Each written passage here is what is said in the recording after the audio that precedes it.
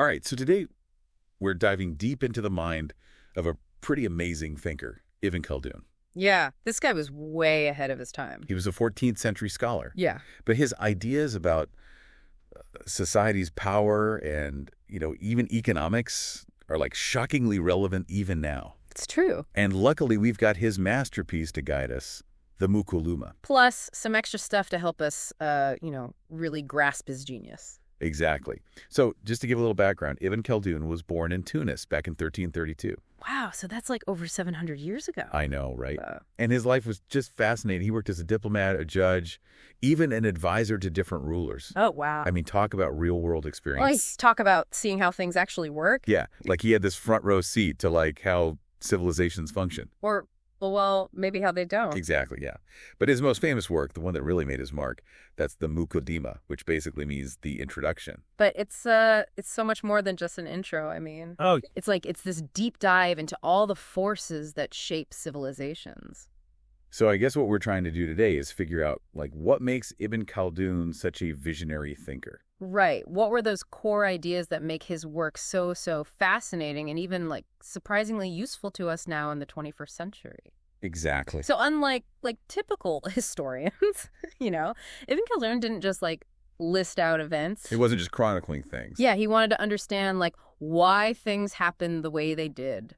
Oh. The why. Yeah, the underlying, social forces at play. The cause and effect. Yeah, exactly. Yeah. Like he'd analyze political factors, economic trends, even environmental stuff. Wow. To try and figure out why empires rose and fell. Exactly. So he was like a detective of civilizations. He really was. It's amazing that he was considering all those things centuries before, sociology or economics even existed as fields of study. I know, right? It's way ahead of the curve. Totally. And one of his most groundbreaking contributions was his idea of asabiya.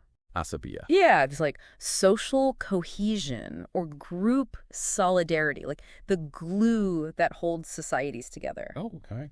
The stuff that gives them strength. So a strong sense of asabiya would mean a powerful empire. Exactly. Not just military strength, but shared beliefs. Yeah. It's the bonds that unite people. Think about early nomadic tribes. Okay. Those guys relied on each other for survival. Right. They had intense asabiya. But Ibn Khaldun also observed that this asabiya, it kind of tends to decline as societies get richer, more urbanized. Interesting. So as people get more comfortable, they start looking out for themselves more. Yeah, there's less of that shared struggle, less need to depend on each other. And that contributes to an empire's downfall. It's one factor, definitely. Wow. He saw that, corruption, complacency, and that decline in asabiya were often the warning signs before a civilization started to crumble. And he saw this pattern, over and over. Oh, yeah. Throughout history. In fact, Ibn Khaldun himself, he experienced these ups and downs of asabiya, when he was working in the court of Granada. Oh. He saw how internal conflicts and that waning social cohesion ultimately led to the decline of this, once powerful kingdom. Wow. It's fascinating how he connects these social dynamics to, the fate of entire civilizations. It's pretty remarkable. It's he's almost describing challenges that we still face today. Right. But wasn't Ibn Khaldun also ahead of his time when it came to economics? Oh, absolutely. He had some pretty sharp observations about wealth, productivity, even the impact of taxes. And this was way before, modern economic theories. Really? Yeah, centuries before the Laffer curve, he was arguing that there's this optimal tax rate. I've heard of that. That's the one that shows how raising taxes too high actually ends up getting you less revenue. Exactly. Because it discourages people from working and investing. Right. It's incredible that he understood that basic economic principle so long ago. I know, right? So he was a brilliant social analyst. He had this deep understanding of economics. Uh-huh. What else should we know about his observations? Well, he also had some, insightful things to say about the differences between rural and urban life. Oh, that's interesting. Yeah, he was particularly fascinated by how living in a city could change people. Oh, this is where his ideas about urbanization come in. Yeah, right? exactly. I'm curious to hear more about that. Well, think about it. Rural communities, they often have a strong sense of asabiya. Okay. They rely on each other. They share common values. There's a real strong sense of community. Right. But when you pack a ton of people into cities, things start to shift. Oh, so like social bonds weaken. Yeah, people become more, individualistic. Right. And competition like heats up. Exactly. Is that kind of what we see happening in societies today? I think so. I mean, he saw how urbanization could lead to, a decline in social cohesion and traditional values. And again, that resonates with what we see happening today. Absolutely. It's like he was looking into a crystal ball or something. You're right. Seeing all the challenges of our modern world centuries ago. Yeah. What else did he have to say about like the dynamics of city life? Well, he was really intrigued by, the economic energy of cities, all the hustle and bustle. Right. But he also recognized that there's a potential for social unrest. Oh, yeah. Inequality, all that stuff that can come from, having so many people packed together. So he was looking at it from both sides. Yeah, he wasn't just praising cities or condemning them. Right. He was trying to understand them. Yeah, with a critical eye. So we've covered like his revolutionary ideas about history. Yeah. The concept of asabiya. Yeah. His like economic foresight, and even his thoughts on urbanization. Mm. Is there anything else we should know about his contributions? Well, it's important to remember that his impact wasn't limited to, just one or two fields. Okay. His work spanned history, sociology, economics, even politics. He was a true polymath. Wow. Yeah, which basically means someone who knows a ton about a lot of different things. That's incredible. So like the breadth of his knowledge is just remarkable. Absolutely. But I have to ask, like, why isn't he a household name? Yeah. Like, Machiavelli or Adam Smith. That's a great question. I mean, he seems just as important. I mean, there are a few possible explanations. One is that while his work was, deeply rooted in Islamic intellectual tradition, Okay. which unfortunately hasn't always been given the same attention in, Western scholarship. Oh, so his legacy is maybe more prominent in certain parts of the world than others. Yeah, I think that's fair to say. His ideas really resonated within the Islamic world, Mm. and they continue to influence scholarship, in the Middle East and beyond. But it sounds like his work is finally starting to get some recognition in Western academia as well. It is. That's great. Yeah, scholars are kind of rediscovering his insights. Right. And recognizing, how much he impacted the development of the social sciences.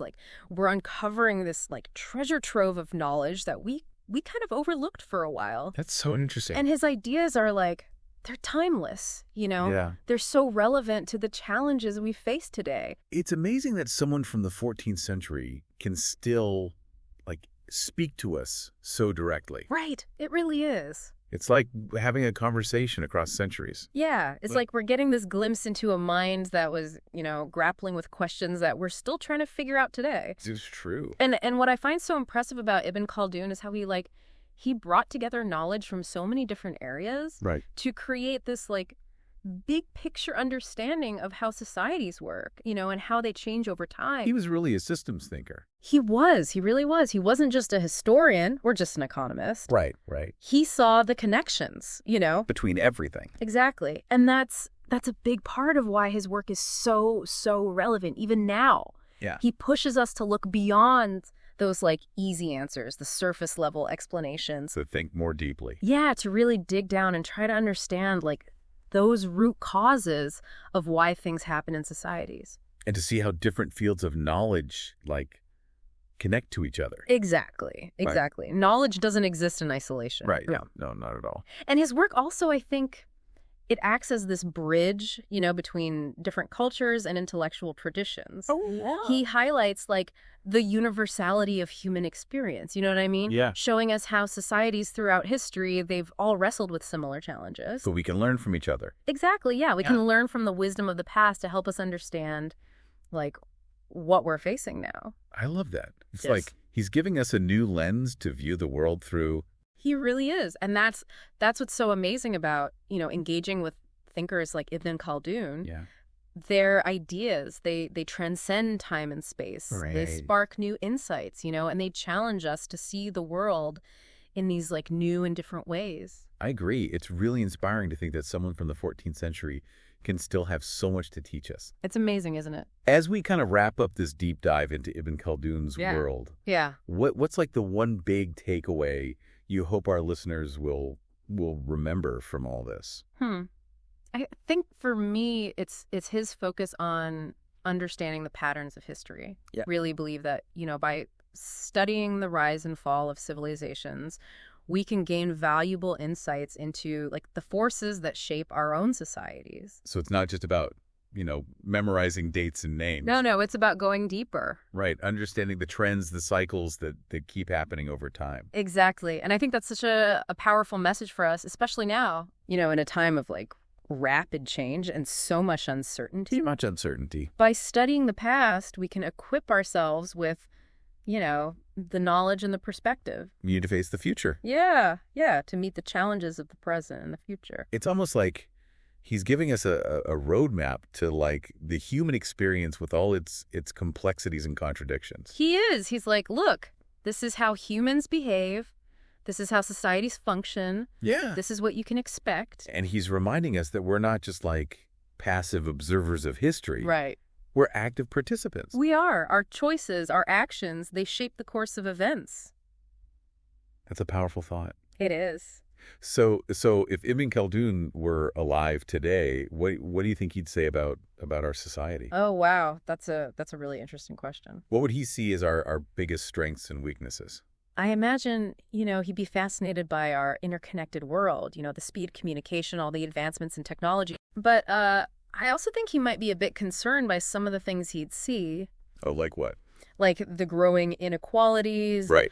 The erosion of social trust, maybe the challenges we're facing with the environment. It's like we might be living out some of those patterns that he observed centuries ago. It's possible, yeah. The rise of individualism, the concentration of wealth and power, the decline of, traditional values. You're getting on all the big ones. Do you think he would view all of that as negative, though? I think he'd approach it with nuance. Okay. Remember, he was a keen observer of both the positive and negative aspects of social change. Yeah, you're right. He saw how societies could progress and evolve, right, but also how they could become, stagnant or even decline. So he understood that each era faces its own set of challenges. Exactly. I think he'd encourage us to learn from the past, but also to forge our own path forward. So not just dwell on the negative. No, not at all. Ibn Khaldun, I think he was ultimately an optimist at heart. Right. He believed in humanity's capacity to learn and grow and create a better future. That's a good note to end on. Ibn Khaldun, a 14th century scholar whose ideas still have so much to teach us. Absolutely. This has been a truly enlightening deep dive. It has. His work offers this timeless wisdom. Yeah. And encourages us to really think deeply about the world around us. It does. It makes you wonder what future generations will say about our own time. That's a great question. What will they see as our greatest triumphs and our biggest failures? I don't know. That's something to think about. It is, isn't it? It really is. What do you think, listener? Yeah, what do you think? As you reflect on all of Ibn Khaldun's insights, what stands out to you as the most pressing challenges, the biggest opportunities facing our world today? That's a good question. And what steps can we take, individually and collectively to shape a more just and sustainable future? Such powerful questions to leave our listeners with. They are. Thank you for taking this deep dive with us. It's been my pleasure, really. And we hope you'll continue to explore the ideas and the insights of Ibn Khaldun. Yeah, he's worth getting to know. I mean, it really makes you think, what would Ibn Khaldun say about our obsession with social media? Oh, that's a good one. Or the rise of AI. Yeah. It's fascinating to consider, right? I bet he'd be especially interested in how technology is shaping our asabiya. Oh, yeah. Is it bringing us closer or is it driving us further apart? That's such a great point. He might even say that, online communities are forming new types of asabiya, based on shared interests instead of just, geography. It's totally possible. I mean, all of his theories were about understanding, the core dynamics of human interaction, right, regardless of the specific context. It's just, this has been such an eye-opening deep dive. Ibn Khaldun's ideas, they just feel so fresh and relevant. I know. Even though he lived over 700 years ago. It's true. His work is a testament to the power of observation. Yes. Critical thinking. Yes. And a deep understanding of human nature. Absolutely. So as we wrap things up here, what's the one key insight you really want our listener to take away from from this whole exploration of Ibn Khaldun? I think the most important thing to remember is that history isn't just like a collection of facts and dates. Okay. It's a story, Yeah. a story of human interactions, of patterns that repeat themselves, of lessons we can learn from. So by understanding the past, we can better navigate the present Yeah, and maybe even create a better future. exactly. Ibn Khaldun's work, it reminds us that we're all part of this grand human narrative. I like that.